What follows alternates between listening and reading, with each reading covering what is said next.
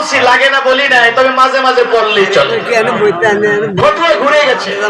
আবার বলে 3 রেখাতে 1 রেখাত পড়লেও চলে।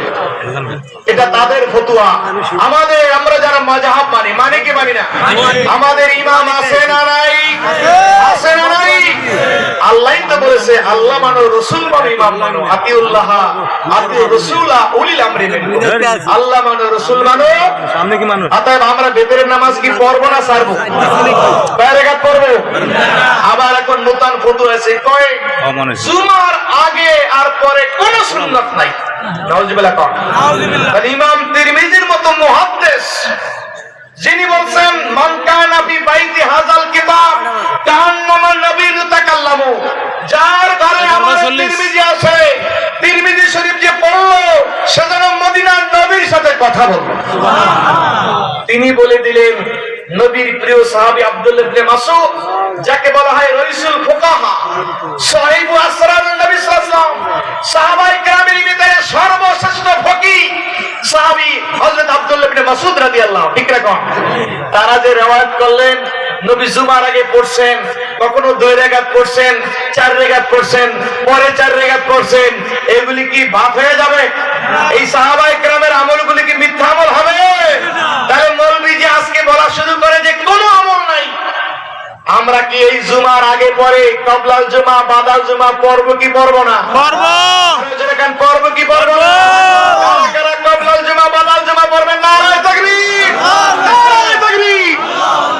একটু আগে হুজুর কিন্তু বলে গেছে যে কাটছাট করা শুরু করেছে। আজকে 1000 বছর পর্যন্ত আপনি কবলাল জুমা পড়েছেন, আপনি ঘরে বসে পড়েন, মসজিদে গিয়ে পড়তে এমনটা না, আপনি জুমায় যাওয়ার আগে ঘরে পড়ে যান, আবার যদি মসজিদে না পড়েন এসে আপনার ঘরে পড়েন, এটা আপনার ব্যাপার।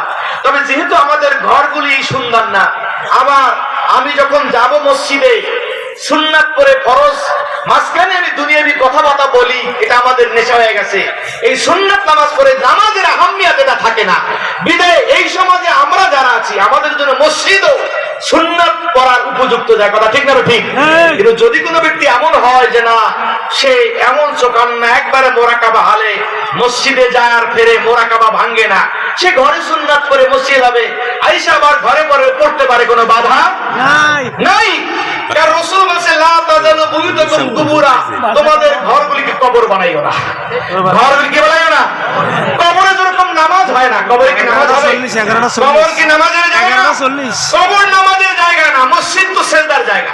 বিদায় ঘরে মাঝে মাঝে কিছু সুন্নাত নফল পড়তে হবে, ঘর আবাদ হবে। কি হবে? আবাদ। কিন্তু এই যুগের জন্য মসজিদ ছাড়া দেখা যায় সেই পরিবেশ থাকে না। এই জন্য কবলাল জুমা, বাদাল জুমা পড়বে কি পড়বো না? হায় হায়, অন্যদিন আপনি পড়েন 10 রেখাত, আর জুমার দিন আপনি 2 রেখাত পড়ে কি মুসল্লি, কি ফতুয়া হইল? জুমার দিনে ইবাদত করলে লাভ না ক্ষতি? তবে হ্যাঁ, জুমার খুতবা শোনা যেহেতু আপনার ওয়াজিব, খুতবা শোনা কি? এই জন্য 4 রেখাত জোহর থেকে 2 রেখাত কমাইয়া 2 রেখাত ফরজটাকে সুন্নাতে ইস্তারা কি বলে, ইস্তারা বিশুদ্ধ খুতবা দিয়েছে। কি দিয়েছে?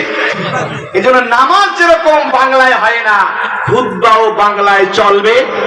কথা বলেন, এই পিছনের বেলায় কথা বলেন, নামাজ কি বাংলায় হবে? নামাজ কি বাংলায় চলে? Free service. এমনি ওয়াজ হয় ভিন্ন, কিন্তু যেই খুতবাটা নামাজের অংশ, ঠিক রাখুন, যেই খুতবা কি, যেই খুতবা কি, যারা লেখাপড়া মাদ্রাসায় কোনোদিনও পড়ে না তাদেরকে বোঝার চেষ্টা করেন, যেই খুতবাটা নামাজের অংশ, সানি আযানের পরে যেই খুতবা দিয়ে অন্য কোনো নামাজ নাই, এরপর নামাজ হয়, এটা নামাজের 4 রেখাতের 2 রেখাতের স্থলাভিষিক্ত। জোহরের নামাজ 4 রেখাত, সেখান থেকে 2 রেখাত কমাইয়া খুতবা করা হয়েছে।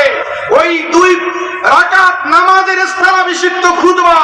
এই জন্য খুতবা শোনা কি, কোন কথাবার্তা বলা সম্পূর্ণ নিষিদ্ধ।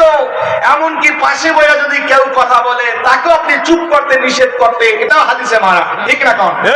আমি আপনাদের কাছে আবার জিজ্ঞেস করি, নামাজ কি বাংলায় হয়? বাংলায় হয়? নামাজ যদি বাংলায় না হয়, তাহলে মূল খুতবা যেটা, যেটা জোহরের 2 রাকাতের স্থলাভিষিক্ত, সেটাও বাংলায় হবে। আমরা এটা মেনে নিব। ইসলামকে মানুষের সামনে সহজ করো, এটা ঠিক। তার মানে তোমার মন গড়া সুবিধা ফতোয়া দিয়া 1000 বছরের ফতোয়া গাল দিয়ে দেবে। ইসলাম মক্কা শরীফ থেকে সুদূর দেশ বিদেশে সাহাবায়ে কেরামের আমলে ছড়িয়ে পড়েছে। কেউ বা পারস্যে গিয়েছে, রোম দেশে গিয়েছে, বিভিন্ন ভাষাভাষীর দেশে গিয়েছে।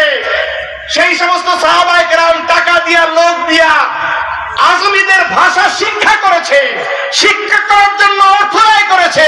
কিন্তু কোন সাহাবী, কোন তাবী কুরআনে সালাসাল যুগে আরবি ছাড়া বাংলা ভাষায় অথবা যেই দেশে গিয়েছে সেই দেশের ভাষায় খুতবা দিয়েছে, এমন প্রমাণ পৃথিবীর কোন আলেম দেখাতে পারবে না। ঠিক আছে? তোমরা ইউটিউবের ভাড়া করো আর যত বড় ডক্টরেট লাগাও, শাক লাগাও, পৃথিবীর ইতিহাসে দেখাইতে পারবে না মক্কা থেকে মদিনা থেকে সাহাবায়ে কেরাম ভিন দেশে গিয়েছে, বিভিন্ন দেশে তারা ইসলাম বিজয় করেছে, সেই দেশের ভাষা শিক্ষা করেছে, কিন্তু জুমার খুতবা তারা সেই দেশের ভাষায় দিয়েছে, এমনটা দেখা যায়। তোমরা শুধু বেদাত বলো, মিলাদ কিয়ামকে, অথচ সাহাবায়ে কেরামের জামানায় খুতবা বাংলায় ছিল না, ফার্সিতে ছিল না, উর্দুতে ছিল না। এখন তোমরা বাংলায় খুতবা দেওয়ার ফতোয়া দিচ্ছ, এটার মধ্যে তোমরা বেদাত খুঁজে পাও না। আজকে এই দেশের মানুষ সুবিধাবাদী ইসলাম মানবে? কারণ ইসলাম এই দেশে হাওয়ায় আসে নাই, পোস্ট অফিসে আসে নাই, এয়ার ক্লিয়ার মোবাইল আসে নাই। এই দেশ ইসলাম আসছে আউলিয়া কেরামের মাধ্যমে।